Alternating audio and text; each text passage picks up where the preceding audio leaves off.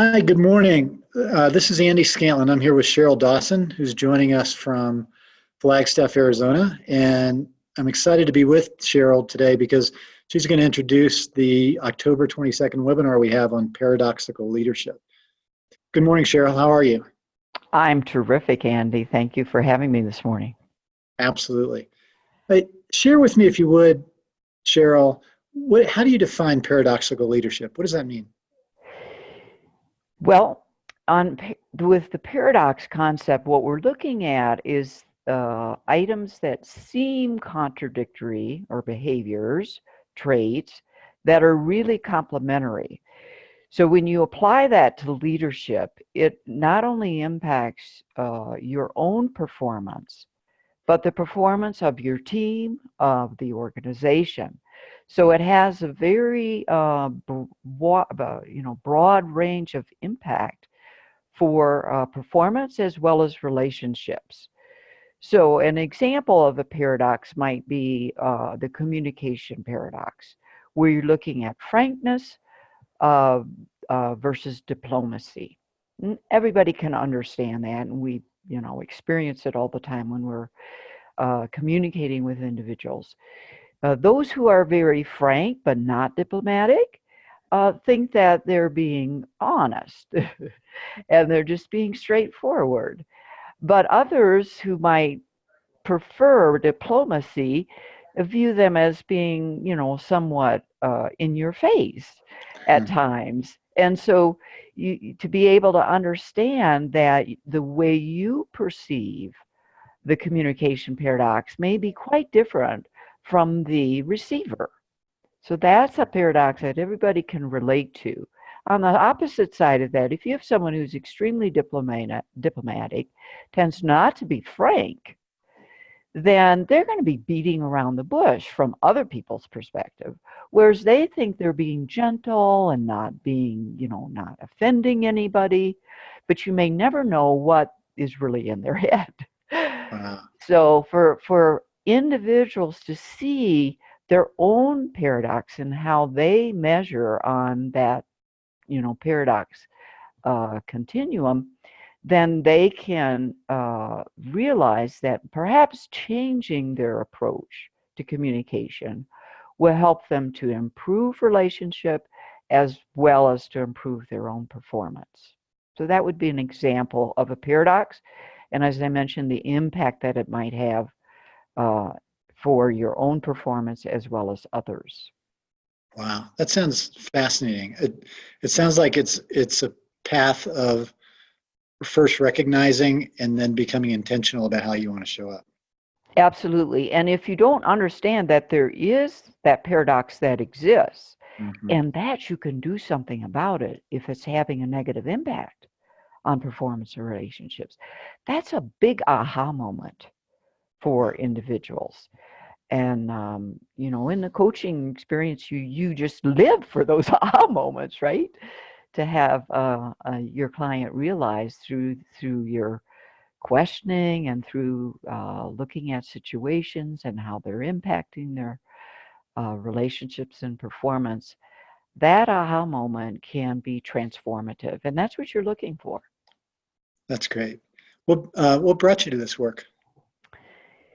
I've had many years in the talent management space, but I started out many years ago in outplacement and career transition. And so my coaching was focused on helping people make that transition successful. And we've all experienced that in one way or another. We've had transitions and how rocky those can be.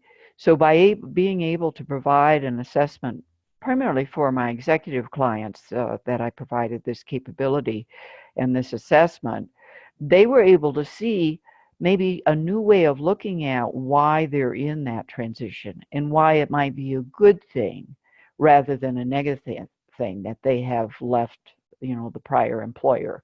It may have been not their own volition, right? And sometimes people are very concerned about ego and other things. Mm-hmm. And I was able to use this paradoxical concept to help people see in a very new way the context they were in, what would be the best organization for them to pursue for their next step. And it was extremely revealing for them. And I remember one client that I was working with who had taken another assessment. I'll remain nameless, but he had taken another assessment, and then he had the opportunity to take the Harrison that revealed the paradoxes. And we were talking about culture and the impact of the prior culture and one that he would really thrive in. And he said, gosh, we didn't have any of this discussion with the other assessment that he had taken. So it goes very deeply into not only their own profile, but how that fits into certain environments and certain contexts, both in relationship to the culture as well as the relationship to the boss. Wow, that's amazing. And what can people expect to experience leading up to and during the October 22nd webinar? Okay, excellent, Andy. So first of all, everyone who participates will have an opportunity to experience the assessment so that you can receive your own data. There's no better way to understand the paradox concept and the impact on the way one behaves than to actually experience it for yourself. There'd be no cost to that. They will need to just allow us to have their email so I can send them a link. And then once they complete it, they'll receive their report, and they'll get that ahead of time. Then during the 1 hour, of course, we can only cover so much, but we'll go a little bit more deeply into the paradox concept. There are 12 paradoxes that we'll be looking at in the report, how those impact the various aspects of leadership, leadership from a strategic perspective, leadership from a performance or achievement perspective, and leadership from an interpersonal perspective. And so we'll be able to take a look at that. We'll also look at some cases. So we'll look at an individual executive case and some aha moments that he came to. We'll also look briefly at a team report or team situation to see how the paradoxical concept was able to help them to identify different ways of behaving as a team to be more effective. So those are what we'll try to cover in the hour. And then for those that might have some specific questions about the paradox, if we have a little time after the actual webinar, I'm happy to stay on and answer questions about individual questions they might have on their own reports. That's great. Very generous of you. Thank you. I think people are going to learn a lot from this. In your experience, having gone through this with many people, what do people walk away with? What's the value to them? I think for coaches, it's seeing that they can go deeper with the paradox concept in their coaching, whether they use the actual assessment or not. They can see evidences of out of balance situation in the people that they're coaching, their coachees. I think that is one thing that you can definitely go away with. It will instruct your questioning techniques that you use as you work with your with those that you're coaching.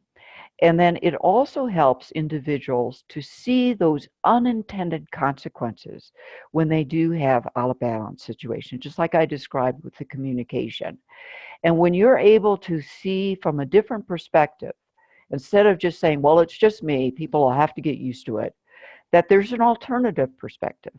And there is a way to actually bring balance to the out of balance situation to improve your own capability, what we call balance versatility, and be able, for the example we use, to be both frank and diplomatic, to get your point across successfully that will be received by the individual.